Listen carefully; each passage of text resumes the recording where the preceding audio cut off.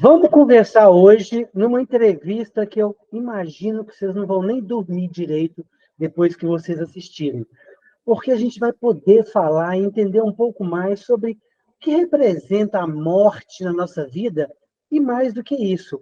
A autora que conversa com a gente hoje, Ana Luísa Novis, ela teve a oportunidade de conversar com a morte. E vocês nem imaginam que essa conversa foi na pior hora do dia. Então, nós já vamos logo entender. Ana, como é conversar com a morte?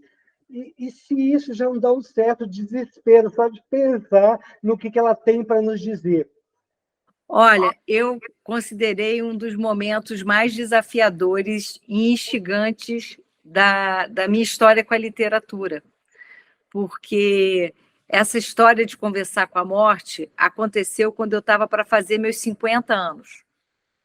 De repente, essa consciência, né, de eu estar no cume da montanha, né, me fez pensar sobre essa questão da finitude, né? De repente, eu estava tomando banho e essa história tomou conta de mim, né? Desse personagem da morte que um dia aparece na minha sala de madrugada, depois que tinha acabado de vir de uma celebração do meu aniversário, dos 50 anos. E, de repente, aquele encontro funesto, assustador, se tornou um encontro de ressignificação do caminho da vida. Porque a gente vive numa cultura que não quer falar muito da morte, né? Mas a morte ela está presente desde o nosso primeiro suspiro, do nosso primeiro respiro, porque a gente já nasce sabendo que um dia vai morrer. É o destino, né? E esse é um paradoxo que estimula a viver. A consciência da morte nos estimula a viver.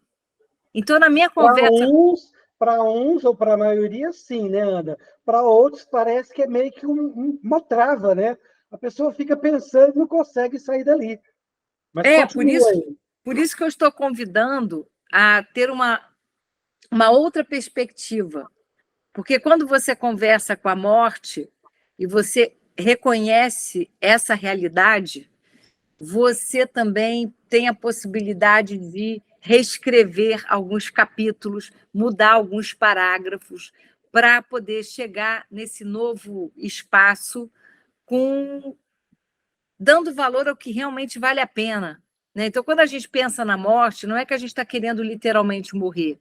Pensar na morte pode ser uma forma de você viver melhor. Eu acredito nisso. Para mim, essa conversa com a morte me ajudou muito a perceber coisas que eu achei assim de uma riqueza profunda. E para matar um pouco a curiosidade, né, aí dos nossos ouvintes, das pessoas que estão, enfim, nos assistindo, né, no YouTube, ou estão nos ouvindo nas plataformas de podcast, dá uma palhinha de como é que é essa sua conversa com a morte. Então, essa história acontece, eu sou psicóloga também, né, além de escritora, e eu estou vindo de uma comemoração, eu tinha, no caso ali na história, exagerado um pouco no vinho, e eu resolvo, no meio da madrugada, ir beber uma água. E aí eu vejo aquele vulto, que eu nunca tinha visto na vida, mas de alguma forma parecia que eu a conhecia. E quando eu me aproximo, eu vejo no sofá da minha sala a morte, com a sua foice e a sua indumentária. E eu falei, meu Deus, a morte está aqui, será que chegou a minha hora? Ela veio me buscar, mas eu não estou vendo nenhum túnel de luz, nem nenhum parente morto. Será que é isso mesmo? E eu começo a ficar ansiosa e dizendo, bom, já que é isso mesmo, tomara que ela resolva essa história logo. E aí, eu não consigo me conter, eu pergunto, você veio me buscar? E ela vira e diz assim, eu queria saber um pouco sobre você. Eu falei, como assim? Você quer saber um pouco sobre mim? Resolve logo esse assunto. E aí a morte começa a chorar no meu sofá. Eu falei, gente, como assim? Ela está chorando? Por que ela está chorando? E aí ela se acalma um pouco e diz que ela sempre tinha gostado muito de ser a morte, mas de repente ela se deu conta que ela não é aquilo, que ela não era aquilo tudo, que ela era um reles ponto final, que o bom era a vida, né? Porque ficava com os parágrafos, as narrativas das pessoas. Ela simplesmente chegava lá e levava a pessoa e não conhecia a história. E aí eu pergunto para ela, bom, eu falo com ela, bom, a senhora de convicta só não é qualquer ponto final, né? A senhora está aí preocupada, mas só... Ela, pois é, mas eu não conheço nada. E eu falei, mas quando é que isso veio para a senhora? Ela, quando eu fui buscar uma senhora um pouquinho antes de você, e ela deixou um bilhete me agradecendo. Um bilhete para mim me agradecendo, que ela ia em paz, me agradecendo a vida que ela teve. E eu me dei conta que eu não sabia nada dela. Então, eu me senti muito mal. E aí e a morte começa a chorar de novo. E aí, até lá, eu já estou sentada do lado da morte, ouvindo aquela história, aí eu sou tomada, sei lá, quem me conhece sabe que eu adoro abraçar, eu fui lá, fico com pena da morte, chorando tanto, e abraço a morte. Nessa hora eu penso, meu Deus, será que eu cometi um suicídio? Porque eu me taquei nos braços da morte. Vamos fazer uma pausa aí, porque assim, vamos deixar as pessoas curiosas para E ler. aí, enfim, e aí a aventura começa, e aí eu decido ajudar a morte com o interesse dela tentar me levar de uma forma mais amena. Então, eu Entendi, faço terapia na com morte. segundas intenções. Isso, eu faço terapia na morte. E o que é incrível esse conto, Ana, porque ele faz parte de um livro de contos seus, que me parece é o primeiro, né? O seu primeiro livro. Não, esse livro, esse conto da morte, é um conto separado, que está até na Amazon, que se chama Quando a Morte Parou para Me Escutar. Uhum. Eu lancei, sim, um primeiro livro de contos, que se chama O que os Olhos Leem, o Coração Sente, que é um livro de contos infanto-juvenis, em que é um livro que eu lancei quando eu fiz 50 anos. E aí, a partir dali, eu desenvolvi vários trabalhos e várias aventuras com esse livro. Então, assim, é um livro que tem uma inauguração muito importante para mim. E é bacana porque quando você fala das aventuras, e você comentou há pouco, né, da questão do pico, você achou que estava no pico com 50, né? Isso, Partindo do pressuposto que a gente vai ir até uns 100, né? se Mas, Deus quiser. pois é, aí quando que mistura ou quando que encontra a psicóloga com as terapias e com a vontade de escrever? Quer dizer, a literatura entra na sua vida por quê? Pois é, a literatura entrou como uma surpresa. Eu diria não uma surpresa, mas um reencontro. Um reencontro nos meus 48, quase 50 anos, com uma menininha de 6 anos que eu tinha deixado guardado dentro de mim, que adorava contar histórias na frente do espelho. E aí Inventadas ou repetindo histórias que você conhecia? inventadas, eu sempre inventei muitas histórias e representava as minhas histórias. Então, a literatura foi uma ponte de um reencontro com essa parte de mim, e uma parte de mim que me fez rever esse conceito do cume da montanha. Porque ali, naquele cume da montanha, eu elevei meus olhos e percebi que tinha mais montanha para subir. Porque até então eu Incrível. estava pensando que eu estava indo dali para descer a montanha, né? Aham, E, sim. de repente, eu percebi, não, tem mais montanha. Tem mais uma montanha onde eu vou começar um ciclo que eu nem imaginava que eu ia viver. E foi algo extremamente precioso que trouxe a minha artista de volta, né? Trouxe essa menina criativa, essa menina sonhadora, essa menina que não gosta só de escutar histórias, ela gosta também de contar e escrever suas histórias. Aí você resgata, então, né, como escritora, né, se descobrindo escritora, você provavelmente resgatou histórias que já vinham lá dessa menininha de 6 anos, e esse livro de contos chegam com vários contos, né? A gente tem Sim. contos que a Ana Novis está ali, né, sendo condutora de alguma história, quer dizer, parte desses contos você traz a sua terapia junto à questão da psicologia, como é que isso funciona nesse primeiro livro? Olha, nesse primeiro livro, eu acho que foi uma catarse, uma abertura de um túnel de uma porta que estava fechada, e o que saiu não foi muitas histórias que essa menina queria contar. Eu acho que cada conto fala um pouco do que eu carrego em mim, mas nenhum dele tem, diferente do conto da morte, né, que que eu gosto de brincar que é um conto estendido da morte, o personagem sou eu e a morte, mas no conto ali das minhas histórias que eu conto para as crianças, é assim, ali são partes de mim naqueles personagens, né, que vieram me visitar e me inspiraram aquelas narrativas, né? Então, assim, talvez se eu pudesse dizer, acho que todo escritor, em todas as suas narrativas, evidentemente, ele se faz presente, porque aquilo saiu dele, né? Então, Os seus tá lá. clientes, como terapia, são mais adultos, mais crianças? É uma mescla? No meu consultório particular, né, eu atendo mais adulto, Adultos. mais adulto. E nos meus outros trabalhos que eu faço também, que envolve educação, eu trabalho com as crianças. Isso, e que a gente vai, inclusive, olha, para vocês que estão aí com a gente vai ter a oportunidade de gravar uma outra entrevista com a Ana, né, super gentil com a gente nesse processo, para o canal de educação, né, o Multieducação, para discutir, contar um pouco todo esse processo incrível que ela faz, né, para as escolas, junto com os estudantes, principalmente, né, os pequeninos, como é que ela traz isso tudo aí para discussão com eles, né, com uma história incrível que envolve o número 0 e o 1. Né? Isso. É o papo com zero. Mas isso é uma outra história que É uma vocês outra história. acompanhem lá no Multieducação. Assim que for publicado, eu vou deixar também na legenda para que vocês possam acompanhar a entrevista lá, né? Vocês vão ter essa oportunidade de ver.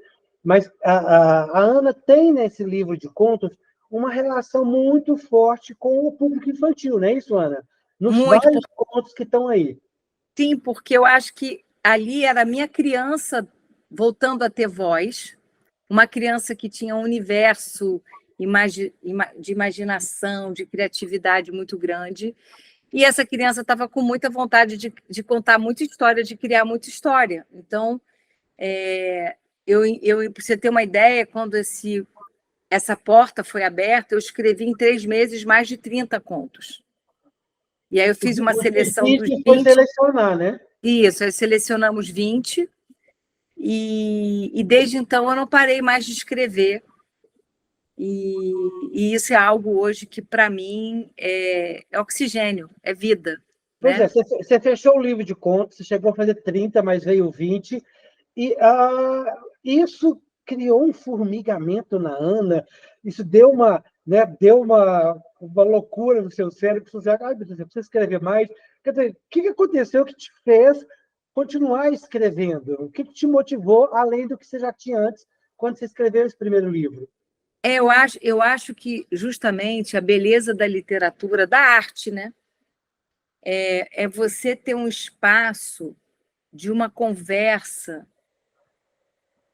mágica, porque é mágico quando a gente escreve, porque é como se você estivesse num mundo paralelo, entrando em contato com aqueles personagens, estabelecendo uma relação, estabelecendo um encontro tão precioso, é um lugar tão precioso, tão rico, que às vezes você perde a noção do tempo, porque aquilo te toma e você fica inebriado. Então, assim, abrir mão desse lugar mágico, depois que você experimenta aquela coisa, depois que você experimentou uma coisa muito boa, fica difícil de você não querer repetir. Ah, com certeza, com certeza. E é interessante porque quando você fala que você traz todo esse processo, porque a literatura é isso, né? É trabalhar muito com o imaginário das pessoas, né? Sim. E quem está aí assistindo, quem está ouvindo, gente, se você não teve a oportunidade de pegar um livro, pegue um livro, qualquer que seja ele, qualquer tipo de leitura, conteúdos, leia, né? Tenha a oportunidade de deixar a leitura e o livro entrar na sua vida. E aí, quando a gente fala da imaginação, Ana, tem uma questão que você traz, por exemplo, como o fato da terapeuta, da psicóloga, né? Você traz esses questionamentos, todo esse processo, você trabalha com as pessoas também para a abordagem do seu conteúdo, quer dizer, isso é uma mola propulsora aí? Eu acho, não só, eu acho que a literatura, independente do fato de você poder usar isso no trabalho de psicólogo, eu acho que a literatura em si ela é terapêutica, porque quando você estabelece uma relação com o livro, você conversa com você. Porque naquele momento, ao viajar pelas palavras e pelas narrativas, você compõe com o autor. O livro que nos seduz, o livro, a literatura, a diferença da literatura de um texto técnico é que o texto técnico não chama imagem. A literatura te convida a criar imagens, a desenhar os personagens, a imaginar. Por mais que o autor escreva um personagem, você vai compor aquele personagem, você vai deduzir coisas na história, porque uma história boa, ela tem brechas. Ela tem brechas para que o leitor componha com o autor. E a magia é ver a pluralidade de composições. Pois é, e essa diversidade, esse espaço que você tem, você aproveita eles para trazer, por exemplo, a questões que você vê as pessoas questionando lá no seu consultório, na sua terapia, ou seja, qual que é a ideia aqui de entender você? Você traz isso também para os seus conteúdos, de repente você vê que as pessoas estão com muita dificuldade em relação à ansiedade, ou em relação à depressão, ou enfim, no convívio da terapia do casal, não é trazer a história da pessoa, mas trazer nos seus personagens, ou na sua história, momentos que você pode, né, trabalhar um pouco isso. Não, eu não, nesse caso, o meu grande desafio, justamente como escritora, era deixar a psicóloga num lugar mais coadjuvante, de preferência na coxia. Sim, sim. Porque eu acho que aquilo que é arte, eu não tenho a intenção de escrever um texto que tem um cunho, de certa forma, pedagógico ou de orientação. Nada contra quem escreve, mas não é o meu, não é o que me chama. O que me chama justamente nesse espaço é que ali eu sou livre. Eu vou escrever o que eu me senti inspirada a. Então, eu não penso em... Porque eu atendi uma situação no consultório, vou escrever um conto sobre isso. Não, simplesmente eu quero escrever sobre o que me chama. Né? Às vezes as histórias nascem, eu vou lançar agora um livro pelo Papo com Zero, que é a história de um que começou com o nome veio na minha cabeça, Miramar. E aí eu sentei no computador e perguntei, então, Mira, o que você quer me contar?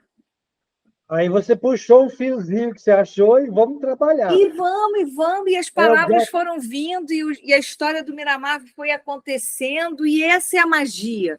Porque se eu tivesse... eu não me...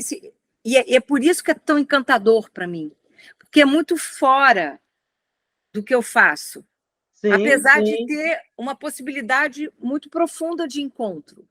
Entendi. Mas, né?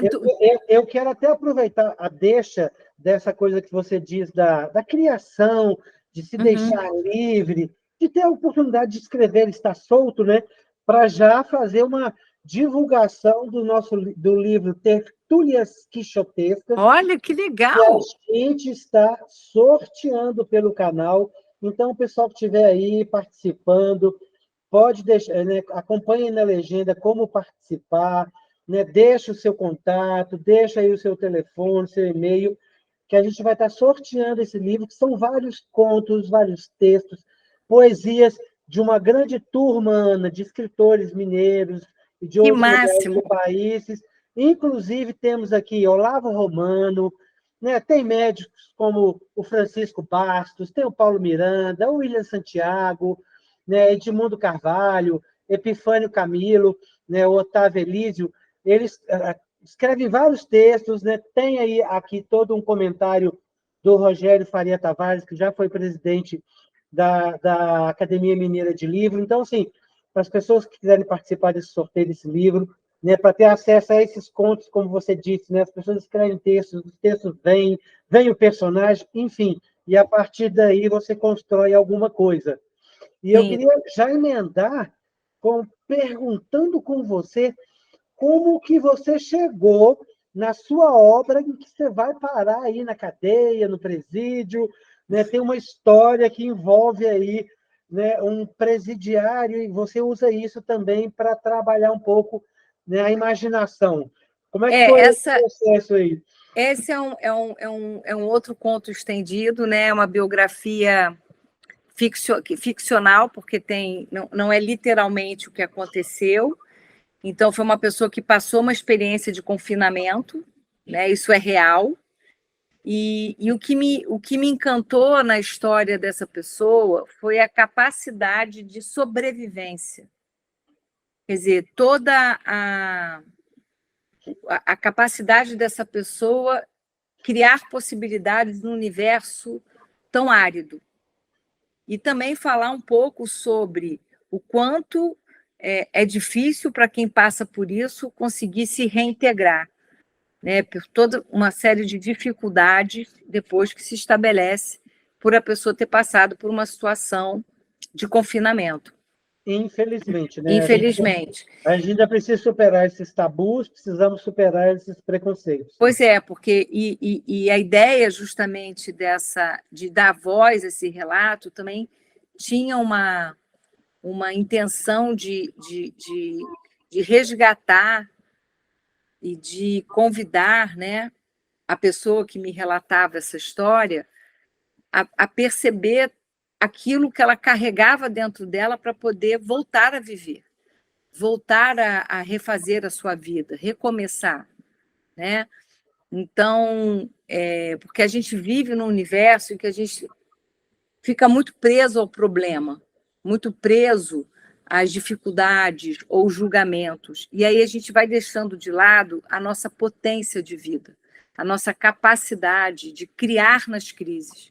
Porque a gente fica o tempo todo refém do problema. Ah, mas isso é difícil, isso é impossível, isso não tem jeito, isso não vai dar, isso é horrível, isso é terrível.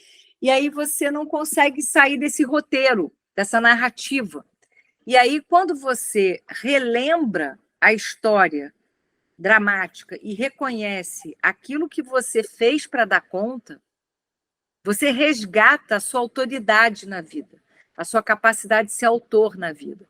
Então, eu acho que assim, e aí nesse ponto a literatura, ela está sempre nos convidando a perceber que existe o contexto que nos é apresentado, surge o dilema, né? Se a gente pensar na jornada do herói do Campbell, né? Você surge o dilema, surgem as pessoas que vão ajudar você a passar por essa provação, e você sai no final dessa história transformado, acrescido de novos valores e de uma consciência da sua potência. Então, a leitura, a literatura, ela te permite viajar por diversas histórias e dilemas que também falam com você. Quantas vezes a gente está chateado com alguma coisa, começa a ler um romance e, de repente, o personagem diz algo que você guarda, que você diz, nossa, me identifico com isso, me reconheço nisso também. Então, a literatura promove conversas íntimas, próprias, e por isso que eu concordo com o que você disse há pouco. Temos que ler muito, porque é a literatura que trabalha com o nosso imaginário. É ali que a gente imagina, é ali que a gente também cria. E hoje a gente vive num mundo muito só da imagem e pouco do conteúdo da literatura. Então, a gente precisa defender e não deixar isso se perder. Isso é fundamental. E quando que a Ana sai da morte, passa pelo presídio e vai parar nas crianças? Quer dizer, como que esse processo acontece? Até porque você disse há pouco que a sua clientela é uma clientela mais adulta, né? Quer dizer, e aí você chega na criança, porque você tem livros voltados para a criança também, né? Que, inclusive, que foi o que culminou com outros trabalhos que vão para a educação, são coisas que a gente vai falar na outra entrevista, mas como que a Ana fez essa transição, né? Eu estou aqui com os adultos, eu não esqueci eles, nem ficaram para trás, mas eu fiz essa transição e fui para o mundo infantil. Como é que isso se deu? Por que isso se deu? Pois é, como eu te falei, eu acho que eu comecei a escrever para o mundo infantil, porque esses outros textos foram depois, porque eu encontrei, como eu te contei, a minha menina contadora de histórias. E aí eu acho que o máximo na vida é a gente poder perceber que a gente pode reencontrar essa nossa inocência em qualquer fase, né? Porque eu acho que nesse momento, o que estava predominante em mim, eu não estava nem pensando que eu ia escrever para criança, eu nem sabia que eu escrevia. Então, naquele momento, assim, quem despertou, abriu a porta e deu voz à minha escritora, primeiro foi a minha menina. Depois essa menina foi amadurecendo e surgiu também, além da contista, surgiu a poeta, e aí foram surgindo outros matizes de mim, dessa narrativa que reverbera em mim. Então, eu acho que isso é a magia da arte. Às vezes você está sempre aberto a fazer o que você previamente nem pensou, mas chegou lá. Agora, o que vem por aí? O que está no forno aí? O que a Ana Luísa está preparando? Né? A gente caminhando aí mais para o finalzinho da nossa entrevista, né? O que está vindo? O que está no forno? O que você tem planejado para adulto, se é que tem alguma coisa, e para o infantil? No caso, tem agora, eu tenho esse livro do Miramar, né, que eu contei, esse está bem no forno, já está ilustrado, está acabando a ilustração, ele daqui a pouco está indo para diagramação para poder nascer, né, de fato de direito. Sim. E eu tenho um outro livro também que eu escrevi, que aí é um projeto que eu ainda não posso contar, mas também é um projeto, por enquanto, tá, gente? Depois eu conto, só para deixar com curiosidade. Eu posso contar o nome do livro, é um livro que é de uma menina que vive aventuras inesquecíveis numa floresta, e esse livro é um projeto que eu estou querendo desenvolver para 2025. Para 2024, nesse momento, a gente tem o Miramar, que está para nascer brevemente. Que é infantil. Por qual editora? Não, nesse caso, o Miramar, como é um livro que eu vou levar para o meu projeto, os dois últimos... Não, o penúltimo e esse livro do Miramar eu estou produzindo, porque no meu projeto, como eu vou contar lá no outro canal, sim, eu dou os livros para as crianças. Então, para eu ter mais liberdade de acesso ao material, eu produzo o livro. É uma produção própria. É uma espécie de terceirização com você mesmo. Isso. Você não passa por nenhuma editora, né? Isso, mas agora a editora que sempre me publicou foi a Jaguatirica. O livro do Que os Olhos Leem, o Coração Sente, o livro que eu lancei em 22, De Onde Te Vejo, de poesia, tudo pela Jaguatirica. Entendi. E aí, esse que está vindo, que você disse que é uma menina na floresta, provavelmente vai ser pela Jaguatirica, né? E o Miramar seria o quê? É um personagem humano? É animal? O Miramar é um menino. Ah, tá. É um menino que ele tinha um probleminha com não. Ah, ok. Uma dificuldade por não. Por isso que eu te perguntei um pouco atrás das perguntas, essas questões do que permeiam seus livros. Sabe, porque dá para ver, sabe, a terapeuta, a psicóloga nas histórias que vem. Né? Quando você fala com a morte, quando você pensa na questão do presídio e na possibilidade da segunda chance, da oportunidade, quando você vê a questão de enfrentar o não, né? Eu acho que, assim, claro que a psicóloga ela não está ausente, porque eu sou, né?